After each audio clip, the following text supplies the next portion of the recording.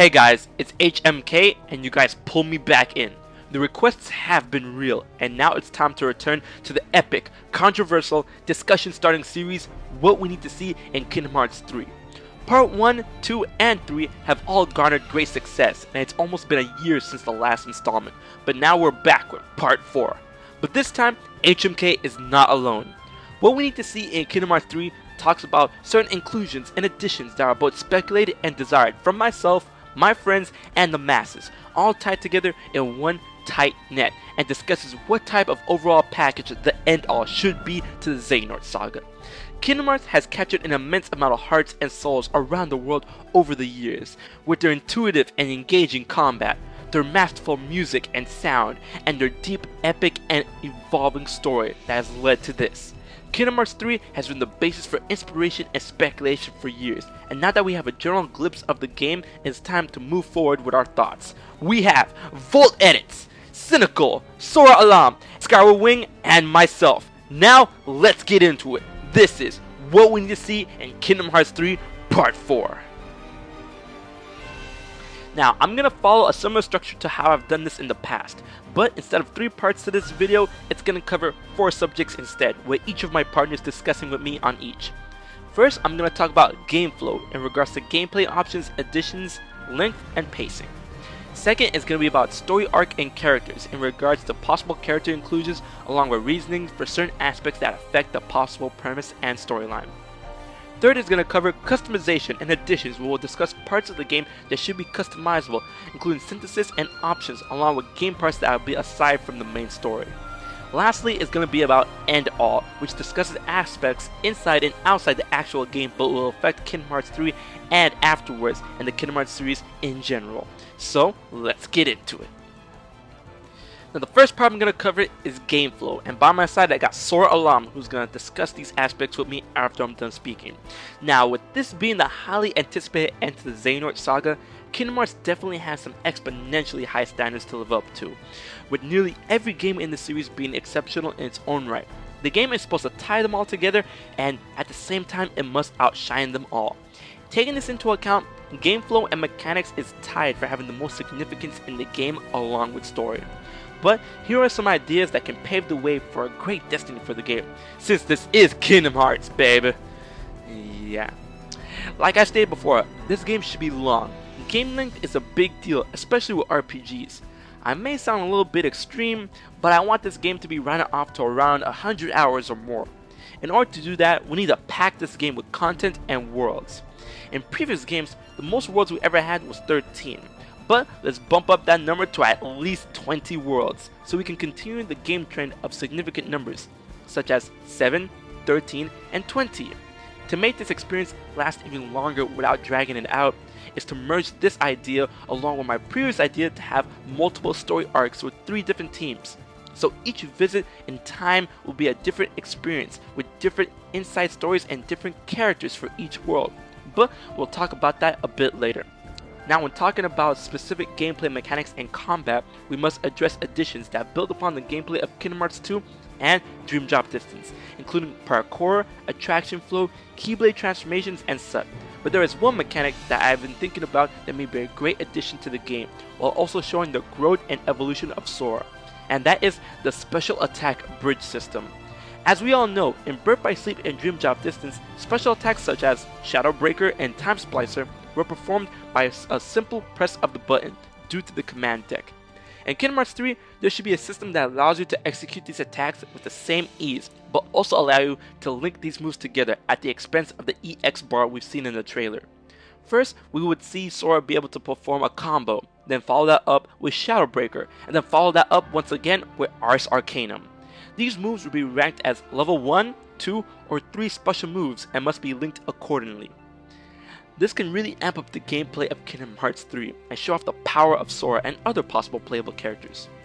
Another thing I want to talk about is traversing in game flow. In Kingdom Hearts 3, there should be multiple ways to get around the worlds. Of course, gummy ships will have to come back, but in a sense to make flying in the ships more open since this game is next gen. The realm in between must look gorgeous. Stars, space, colors, the majesty of the nebula must be realized. Along with gummy ships, Keyblade gliders should also be an option. Since transformations are the next big step, Sora and the others must tap into this power. Lastly, corridors of darkness should be an option as well as corridors of light for our light-wielding heroes. Now speaking of the subject of attraction flow, what rides should be in the game? How about the Drop of Death? Or perhaps the spinning teacups? The possibilities are there, and maybe a trip to Disneyland or Disney World will prove a viable experience. The last thing I'd like to speak about game flow is the dive to the heart. Now, as we all know, the dive to the heart is how Kingdom Hearts games show you the ropes, and in Kingdom Hearts 3, it should be no different. However, this would be a great chance for you to play as the 3 team captains and go through the story of the past games through them to get you up to speed.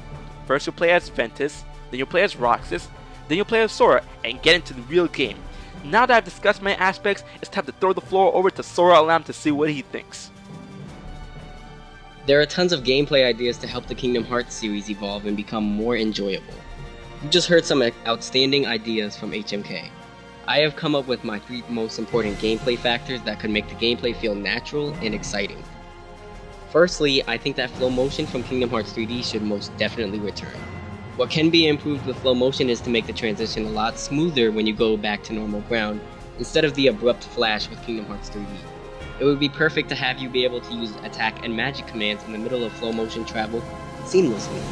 Imagine flying through the air, shooting out fire magic down on the enemies below, and then finishing it with a Keyblade ground smash. With gummy ships, I think they should expand the area in between worlds a ton. Like HMK said, this is a next-gen game. I want you to be able to change your course from one world to the next seamlessly. I want to be able to feel free with the gummy ship, not just, oh, I select this world and then drive on the designated path. How about being able to explore in-between world paths to find things such as hidden rare items? Have little hidden treasures all over interspace. Maybe have gummy challenges similar to the portals in Kingdom Hearts 3D. An amazing thing I think they can add to real-time combat is the ability to command your party members to perform certain actions. For example, if you want Goofy to use Tornado on the enemy you're targeting, you should be able to have him do that. A perfect way to do this would be to incorporate party member orders into the same shortcut menu that was in Kingdom Hearts 1 and 2. The face buttons were used for spells and items, and I believe they should still be used for that purpose. We can move party orders over to the up, down, left, and right on the D-pad in the shortcut menu. This way, your party members are a lot more useful than just the enemy punching bags that people seem to think they are. Next up is story arc and characters, and for that I've got Volteditzz, who's going to give his take on the subject afterwards. Now, I've stated in the past episodes my inclined choices for characters and story bits, but let's take it up a notch. As a refresher, I've stated that in Kingdom Hearts 3, there should be 3 playable teams, with the option to play as all the characters on that team. The teams are Sora, Riku, Kairi, Roxas, Lee, Xion, Ventus, Terra, and Aqua, with a final arc of Sora, Roxas, and Ventus. In the past, when you go to different worlds, the heroes are usually paired with characters from that world in the film that inspired it. Now, imagine this. Sora and his team go to Agrabah for the 3rd time and take it to the story of Aladdin 3, King of Thieves, and get Aladdin and complete their story there. In the next team story, say Roxas' theme, they go to Agrabah at a later time in the story, and instead of getting paired with Aladdin, they get paired with Kasim, Aladdin's father and co-star of Aladdin 3. This would be a great way of showing off more and more Disney characters and properties and show off their potential abilities and powers. But if there's not enough viable character partners for the 3 teams, there'll be a great way to throw in more Final Fantasy partner characters. It'll re-wrap up the cast for Kingdom Hearts 3 and create a more fuller story and narrative for the game. Continuing the aspect of characters and the validity of the story, I feel that the extended Disney princesses should play an aspect in the story. Now, I'm talking about those who are not included in the 7 Princesses of Heart, such as Ariel, Mulan, etc, etc. Now, if they were to introduce more into the game, great. Now, these princesses are princesses, but without pure hearts of light. You would think they will have some sort of hidden significance.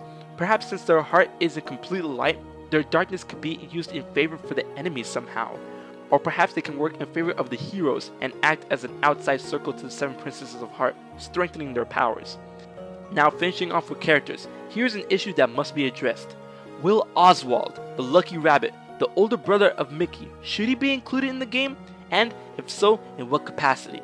Since Disney can use him again, maybe they can work a dimension where he could be feeding enemies such as Maleficent information or to help them out of spite or of the promise of Mickey's throne.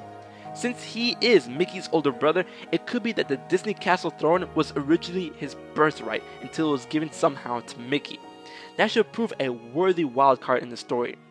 Transitioning from that perspective, heavier themes and story elements need to be implemented into the game for a grander story that ends the Dark Secret Saga, such as betrayal on that level, love where characters show greater affections towards each other. I mean, this is Kingdom Hearts. Anger, sacrifice, tests of the heart that will hold great gravity and significance. Perhaps culminating with all the heroes finally accepting and embracing the darkness as an everlasting entity, but resolve to stop Xehanort to make him pay for his crimes and bring peace to the world. And now I'm going to throw the floor over to Volteditzz to see what he thinks. Now, in contrast to the whole 3-character series of, fighting with either Sora, Riku, and Kairi, and then branching off into, like, maybe Lee, Xion, and Roxas, or Sora, Ventus, and Roxas, I think it would be different. I think the main story is pretty much going to follow Sora. Sora, as in the usual Kingdom Hearts console games, Sora branching off with Donald and Goofy.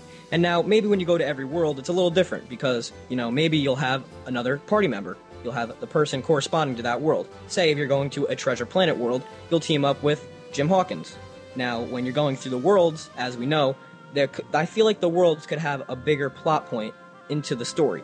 Now, as we know, the worlds have been a little, branched off from the rest of the game because the story didn't really implement too much into the main storyline. So maybe some points of the world are important into Xehanort's plot, his final plot, into the Keyblade War. So pretty much branching off of that, it could work in a different aspect where the worlds are connected to the story in some type of way. Now, as we know, Xehanort's final plan to perform the X-Blade is to clash 13 darknesses against 7 lights. Now, he's mainly targeting 7 lights as in, the 7 Keyblade wielders of light, who are protecting the realms. Now, if he cannot get a battle against them, he might target the princesses instead. So it leaves the task to Sora and the other Keyblade wielders to protect the princesses to any cost, because if he targets them, he could somehow also as well form the X-Blade. Now, as HMK said, as we know, there are other princesses. Well, they could be based off as other princesses. In other worlds, we have Mulan, and maybe they'll introduce Rapunzel, Ariel, other people like that. They could be princesses, but not the 7 pure princesses of heart. They could be different. Their light, as HMK said, could be used in some way for the Keyblade wielders, or the darkness some way to Xehanort. Now, maybe he wants to use these furthermore into the whole plot of the story of the worlds connecting more to the story of the main plot of the game. So, he could use the 7 princesses, or other princesses of heart, into implementing to his final clash in the Keyblade War, or his final plot together. Touching on the subject of Oswald, as HMK said, Oswald could have the birthright of being king in Disney Castle. Maybe Mickey took his birthright. Now, Oswald implementing him into the story, I think he could work a little differently. As we know, if any of you have played Epic Mickey, he's kind of a bad guy. He was Mickey's brother, and, he's older than Mickey. Originally, he feels like he was, kind of abandoned, and that Mickey took all the spotlight, so maybe he's dark. Maybe he's bad. Could be, as I assumed in one of my videos, is he could be a secret boss battle. Maybe you fight against him. But maybe, furthermore, he could be implemented in the story a little more. Maybe he's not siding directly with the organization, but maybe he's siding more with just himself, getting revenge against Mickey, kind of getting in the way of Mickey's true goal, which is stopping Xehanort, along with the other Keyblade wielders. Now onto the subject of relationships with characters. Now, as we know, Square Enix hasn't really touched much on, relationship, romance between Sora and Kairi. And we all know, they love each other, and everybody wants to see some type of hug, kiss, whatever's going on there, some type of romance between the two of them in Kingdom Hearts 3. There is going to be definitely some betrayals, some things may happen. There are definitely always, as in Kingdom Hearts we know, a lot of plot twists, a lot of surprises, everything about that in general. And, there's definitely going to be some sadness, because when it comes to the final Keyblade War, at the Keyblade Graveyard, in the final battle, the clash against Xehanort, there are going to be some sad moments, there's going to be some deaths. Sora might come down to having to strike down one of his own friends. For instance, Riku. Maybe Riku has to give in to the darkness, and Xehanort takes control of him, or anything. We never know. Now this is the part of the video where imagination can really take flight. This is where we're going to talk about the possibility of including customizations, synthesis, and game additions to the overall package of Kingdom Hearts 3. And with me, I've got Skyward who's going to give his take on the subject. Now first we have to talk about Sora's attire. In the past 2 core titles, and in Dream Drop Distance, Sora has undergone changes in fashion, and for Kingdom Hearts 3 it should be no different. Though all the trailers and promotional materials have him in his Kingdom Hearts 2 clothes, it's been faintly confirmed that he'll be getting a new uniform this time around. At this point, I've stated my desire for Sora to perhaps don a new gray color scheme or a silver clothing scheme, but after some thought-provoking, I've also come to the thought of maybe having a green attire, because that seems to be the only main color that he hasn't worn. He had blue, red, yellow, white, black, and his Kingdom 1 colors and all that stuff. But speaking on the subject of attire, many have been divided if he should continue this trend of the past games or get his own Keyblade Armour like the wielders in Birth by Sleep. Perhaps an option like that later in the game at one point if Sora needs to use the Keyblade glider to traverse the worlds, as he's traveling alone at one point. Maybe, you know, he won't have Donald or Goofy. I think that'll be a great idea, but not something that'll be prevalent throughout the whole game. Finishing on the subject of clothes, should the rest of the gang get new duds? I'm talking about Riku, Kairi, Goofy, Donald, Mickey, maybe Master Xehanort, I don't know. Perhaps, I mean, because they do have different attires already. I think it's time to show off some new clothes because this is the next generation of Kingdom Hearts. Now moving on with customization, many have pondered this, but I'm going to say aside from the main story, they should add a multiplayer or a custom experience with character creation and arena battles to co-op missions and all that good jazz. The past number of games, 350 over 2 days, Birth by Sleep, and Dream Drop Distance all had multiplayer in one way or another. So in Kingdom Hearts 3, I believe that multiplayer should be an option, and bear with me, where you can create a custom character and forge your own Keyblade.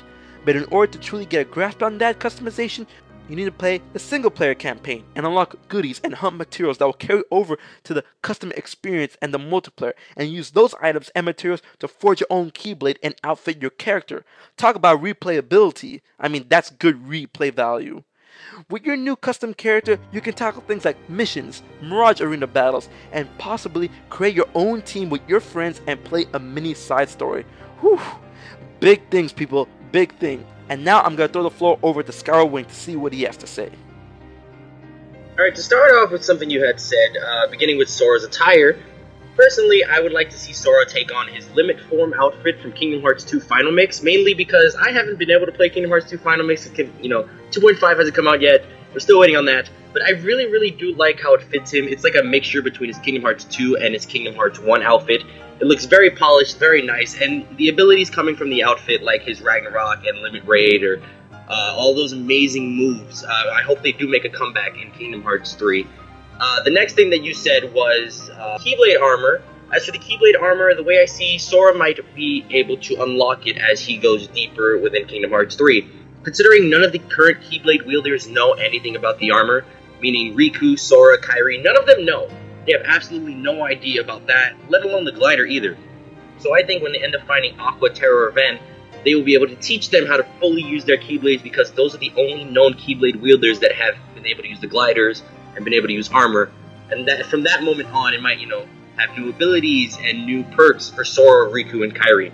Now, Keyblade transformation adding to character customization, which also makes it, the game feel a lot more deep. If you can see in Kingdom Hearts 3, the second trailer, Sora ends up using his Keyblade, and it ends up turning into guns that end up shooting fire. Now, why is it just guns? Maybe we will have more things, like maybe, the Keyblade will turn into a giant baseball bat, or maybe it'll turn into the glider, that way it can, run over enemies, or a giant fly swatter, because, they like to have fun with these things, so I can understand that movesets, you can set it up, and that way it could also be implemented into the multiplayer, making your entire multiplayer experience unique. Now for the multiplayer mode, I would like it to be tied into the story mode, not significantly, but enough for it so you have an entirely new character that you can customize completely. Their clothing, their Keyblade, their look, their skin tone, their hair, really whatever you need to. I would like it to be like if any of you have ever played the God of War Ascension games, or games, just one. They have a character in the main story that ends up being teleported at the last minute, and that character is playable in the multiplayer mode, and then you go on like these missions to like level up your stats, and you go versus other people around the world. It's all customized. As trainers in Pokemon X and Y is a good example of making a game much more personalized. When they implemented that in X and Y, it was lots of it's lots of fun and make you go out of your way. It added a lot more to the game when you wanted to buy more clothing or have your character look like this or that. Like, it makes the experience much more atmospheric. Now, the creating your own Keyblade part can also go into the multiplayer part and also into the single player. Basically, you know, synthesizing certain items. You want to make your Keyblade stronger in lightning. You want it to be stronger in strength and fire and blizzard. Really, anything you want it to be stronger in. Maybe you could have it not only light abilities, but also dark abilities, like how Riku has. Depending on how you upgrade your Keyblade depends on the movesets and abilities you will be able to unlock in the future. And I'm really hoping this becomes a thing now. I just thought of that. I'm like, wow, that sounds really cool. I know this is probably not gonna happen, but you have to dream, you have to believe. But it'd be cool if you could get like a custom stage builder. If they do end up having a multiplayer, like a mixture between all of these and like all the Disney worlds and all the unique Kingdom Hearts worlds, you could set it up so it has like traps or sets up certain Heartless or this or that, like a Smash Bros of Kingdom Hearts, if that makes any sense. Like I would love to see something like that. That'd be really cool. I doubt it, but you have to believe. Right. Honestly, can't wait for the game. That's pretty much. Lastly, I'm going to talk about End All. Now, this is a subject where we're going to talk about foreign aspects driven towards Kingdom Hearts 3 and things that may tie together and get ready for the end of the series and beyond. And for that, I've got Cynical from the Gamers Joint who's going to give his take on the subject. First off is the fact that Utada Hikaru must come back for Kingdom Hearts 3 and making a brand new single specifically for the game. I mean, we already had Hikari and Passion, but what kind of music genre should this new piece fall under? Pop? Opera? Epic rock? Power ballad? This song should have attributes of heavy consequences and a blistering theme of finality, since this is the end of the Xehanort saga. Next is the bombarding question of time travel. Is it going to be present in this game? Is it going to have a greater factor than what we've seen in Dream Drop Distance? I want to say that with a full and apparent no. Their rendition of time travel nearly destroyed what was already convoluted storyline, and time travel is literally a way you can give any excuse or loophole to a narrative. Just watch Billy and Ted's Excellent Adventure and you'll know. Next up is a subject on the Keyblade War. Now, the Keyblade War has to be the most pivotal event in Kingdom Hearts history, and with the impending battle of the title of the next Keyblade War, this must be a battle that is fought from all perspectives. Each light and each darkness must be in the spotlight. With a grand final battle of Kingdom Hearts 1 and an even grander final battle of Kingdom Hearts 2, this should be no problem at all. But it needs to be an experience that will blow us all away and something we'll be talking about for years to come. Speaking on experiences, it's high time that we see the true majesty and the world of Kingdom Hearts. We must experience it. We must know what it is. What can it do? What does it look like? What can it truly bestow upon the Keyblade wielders?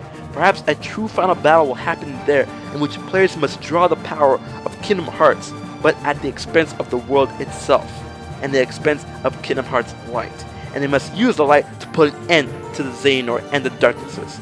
But at what cost? Maybe they have to rebuild it. Maybe that could be the arc of the next series. Last thing, I'm going to talk about DLC. Now, a lot of people was like, oh, we don't want DLC, or we don't want Final Mix, a Kingdom Hearts 3 Final Mix. I'm one of the few Kingdom Hearts YouTubers that actually want a Kingdom Hearts 3 Final Mix. And I'm going to tell you why. Hear me out. In the past, we didn't have digital downloads, so we had to go buy a separate disc, or those people in Japan had to buy a separate disc. But this time around, since we live in a digital day and age, we can simply download Final Mix onto our Kingdom Hearts 3, and it'll be Kingdom Hearts 3 Final Mix. And that'll be great. I mean, if they have some ideas they couldn't put in the game by the time of release, they can save that for DLC and for Final Mix DLC. And you know what? I'll be perfectly fine for that. So I'm gonna throw the floor over to Cynical from the Gamers Joint to see what he has to say. Yo, what's going on, guys? It's Cynical. So, yeah, this is, all this stuff, great discussion stuff, and truly honored to be here today talking with HMK. So, basically, I want to talk about the music first. So Utada has made some absolutely amazing singles for all the different Kingdom Hearts. As we know, we got Passion, Sanctuary, etc., etc.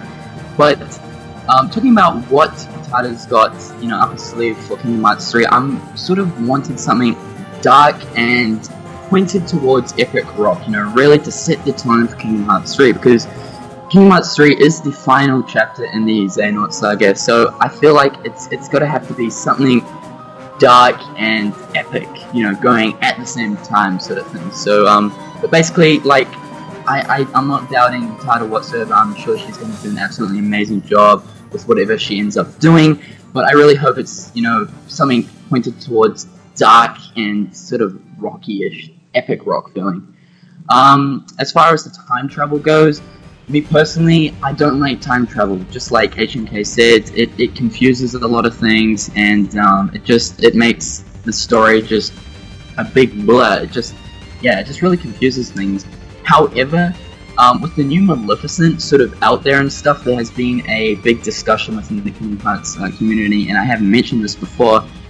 Basically, Xehanort possibly going back in time when Maleficent, which in her current new movie is good, if you guys haven't seen and stuff, she's actually good. And so apparently some fans reckon that they came up with this idea that Xehanort goes back in time and goes to the point where he manipulates and sort of somehow mind controls her to the evil Maleficent, which we know in Kingdom Hearts. So maybe we could see something there, but as far as like main story aspects go, I really don't hope that there's like time travel really involved in the game. Once again, it would sort of confuse things, and it's hard to keep up with the whole time travel thing, so I'm not really with it myself. The Keyblade War, of course, this is something that we're just waiting to happen. I mean, I'm super excited for this to happen, and like HMK said, it is a pivotal event within the series, so I'm really hoping that we're going to have this huge epic battle right at the end of Kingdom Hearts 3. We're going to have all of the Keyblade wielders, hopefully. I'm hoping that Ventus is going to wake up from sleep at the moment. We got Aqua at the moment going through the Realm of Darkness, and of course Terra is still within Xehanort, so who knows really what's going to happen there, but I'm hoping for a truly epic, battle right at the end. Maybe that we'll see some past events, maybe that Xehanort will like raise dead Keyblade wielders and stuff, and we'll have to like fight against them or something. Who really knows what's going to happen, but I'm sure that we're in for something really, really special. I really do want bigger, more expansive worlds and extra exploration. Of course, Kingdom Hearts 3 is going to be working on much better hardware than it's ever been used on before. Of course, we're going to be playing it on the Xbox One and the PS4. And when we look at hardware specs, comparing it to the platforms that Kingdom Hearts has been played on in the past, the specs are like more than 8 times better than they've ever been. So I'm sure that world's going to be way bigger. I'm hoping that exploration is going to be better because of the fact that Sora is apparently going to be more mobile than he's ever been, and there's going to be some sort of free run aspects in the gameplay. Of course, with exploration, I'm hoping that there's going to be areas that you don't actually explore during the storyline of each different world, so it'll give some sort of reason to revisit worlds and find different areas which you don't actually explore while going through the storyline of that world. So say for instance, in these areas there'd be just like hidden chests, possibly rare heartless, nobodies, unversed, whatever enemies is going to be in the game. So also a secret boss that would somehow hint towards the next installment. I really do hope they do the same as they did in Kingdom Hearts 1 Final Mix. In Final Mix of Kingdom Hearts 1, basically the unknown boss, which we later on find out is Xemnas, but at the time of Kingdom Hearts 1 we didn't know who that enemy was, and then when Kingdom Hearts 2 came out, we later on found out there was Xemnas. So I hope they do sort of a similar thing in Kingdom Hearts 3 where there's a secret boss, and we don't really know who it is. Maybe he's like shrouded, so we don't really know his full like appearance sort of thing. Like in Kingdom Hearts 1 it was a man in black coat and he had like 2 lightsaber weapons, which are, Xemnas' weapons. And then we later on find out in the next installment of Kingdom Hearts, okay, well this is, the next big enemy sort of thing like that. So some secret boss that hints towards the next installment, that would be really cool. And of course, lastly, DLC. Of course, we're now working on a console, which of course has the accessibility to downloadable content. This is something that Kingdom Hearts has never actually had the opportunity to, as it's been on the PlayStation 2, it's been on the PSP, and of course the Nintendo, different Nintendo devices. So of course, now that we're working on the PS4, Xbox One, we're gonna have some sort of DLC, possibly, if Nomura's wanting to do that. So I was thinking, as far as DLC goes, I mean, the final mix ideas are really, really good. It means that we won't have to actually buy, a whole nother game, and hopefully this time they don't decide to just region restrict it to only Japan, because that really did annoy me, and that's what's so good about the 1.5 and 2.5 remakes. Of course, we're getting all the final mix features finally, which is epic. But as far as the final mix things go, I think that's a really, really good idea. But I was actually thinking, on top of the whole final mix extra edition features and stuff that they couldn't actually put in the game simply because of the fact that the game is so big and they're going to have to cut out different ideas, maybe they could add spin-off titles. As Murr's already said, he has had actually planned a few more spin-offs before making Kingdom Hearts 3, but because of the fact that fan demand is so high for Kingdom Hearts 3, he's just like, okay, well, you know what, we'll release these spin-offs sometime later on in the future, and we'll just get out Kingdom Hearts 3. So maybe he could possibly add these spin-offs that he's got up his sleeve as DLCs. So I don't really know what they could do with this. I mean, spin-off DLC, they could possibly do that now. It'd save having to buy a whole new physical copy of the game. This way they could just go into the digital store, download the spin-off sort of thing. It'd be like $20 or something. Or as HNK said, maybe additional features that they couldn't actually add in the final game. They could add as downloadable content, just like extra mini games, possible new areas and different worlds. So yeah, that's all I've got to say about these different topics. And yeah, thanks for having me on here, HNK. Real honor. Well, with all this entailed, it's only a matter of time before we get something that can either strengthen or weaken these speculations. With the advent of new information at E3 fast approaching, the hype is now for Kingdom Hearts 3, and the hype is real. This series has always been about what we need to see in Kingdom Hearts 3, and has been a discussion starter among the masses. So, don't forget to comment, like, share, favorite, and subscribe. Thank you so much for joining us, all of us, and thanks to these amazing Kingdom Hearts YouTubers, Skyward Wing, Sora Alam, Volteditzz, and Cynical, and be sure to check out their channels as well. This series has taken the hearts of many and bound them together, and for the future, we have been bound together as... We are We are. We are